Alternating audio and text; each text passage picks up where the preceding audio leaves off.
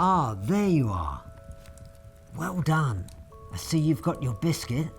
Did you get away with it? Yes. Did anybody notice? No. Oh, fantastic. Well, I'm ever so pleased that you're back, because now it means that we can settle down, make ourselves comfortable, and before we go to bed, we can read this very special book together. So come and sit by me, and we'll find out all about the sitting ducks. Day after day, a steady supply of ducks rolled off the assembly line at the colossal duck factory. Alligators pushed buttons and pulled levers that kept the machines humming, while conveyor belts moved the ducks through the factory. Finally, the ducks are loaded onto trucks for their journey to the city. Rarely did anything go wrong. But one day, an egg came through the incubation chamber unhatched. It rolled off the assembly line and fell down, down, down into the shadowy darkness below. The egg landed with a loud crack on the factory floor. Dazed by this rude introduction to the world, a little duck emerged and surveyed his strange surroundings. He wandered through the forest of machinery, awed by its size and dazzled by its beauty. The next thing he knew, the little duck came face to face with one of the worker alligators, who was very surprised to see a duck wandering freely about the factory.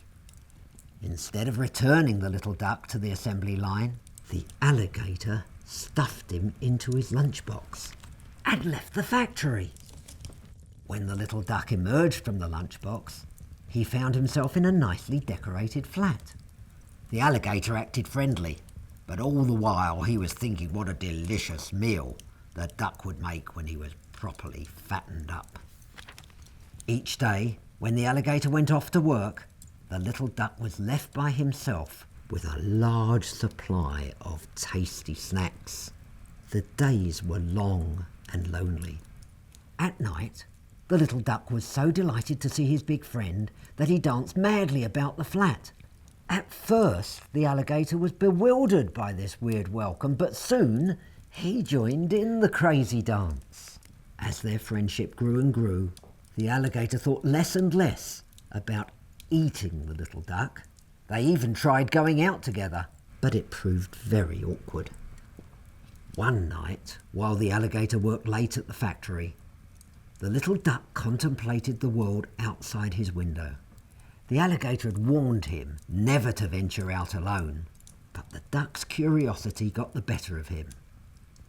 He just had to sneak away and explore the streets below. Further and further, the little duck roamed until he was hopelessly lost and very scared. Rounding a corner, the little duck came upon a brightly lit cafe. His heart leapt when he saw another duck inside. He rushed in and hopped up onto a stool. "Hey, am I glad to see you?" said the little duck breathlessly. "Do you have anything good to eat?" "Oh yes," said the waiter duck. Up popped a huge alligator from behind the counter. "We certainly do." Now that's the end of the first half. It's time for you to go and clean your teeth and get ready for bed.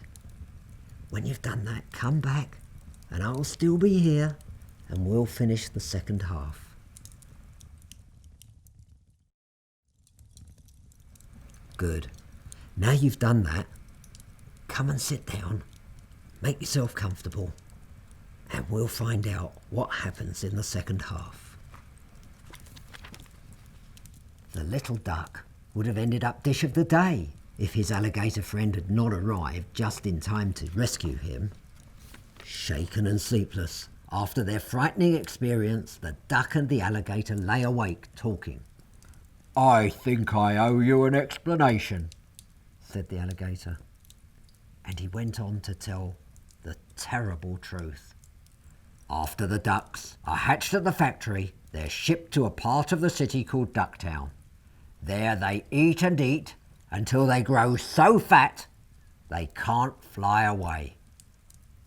Eventually, I'm afraid, they end up as a main course in our favourite restaurants. "Ducks can fly?" asked the little duck. The alligator nodded.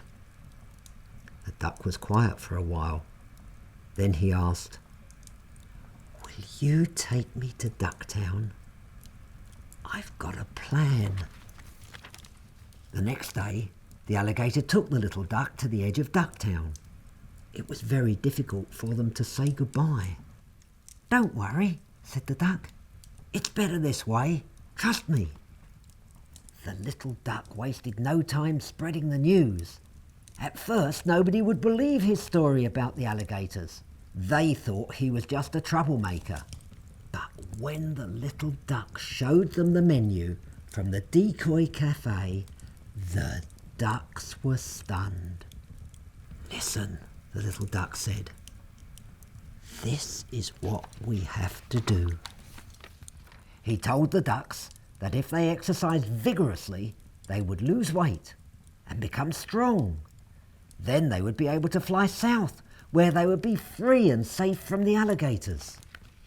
Soon the sky was filled with flying ducks. After some practice, they were ready to fly south, just as ducks are supposed to do. When the alligators looked up and saw their delicious ducks flying away, they were very angry. All except for one alligator, and he was very sad. The alligator was sure he would never see his little friend again. But suddenly, the duck burst into the flat with 2 tickets in his hand. "I couldn't leave without you." So together they flew south. The ducks followed the sun to a beautiful tropical island. They were thrilled to find their little hero waiting for them, but they were very nervous about having an alligator in their midst. They needn't have worried though. Mostly the alligator passed the time dreaming about chicken.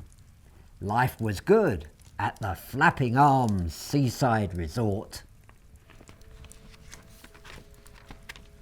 Well, that was the story of Sitting Ducks. I hope you enjoyed it. But it's bedtime now, so get into bed, tuck yourself in, and I'll say good night from Grandpa.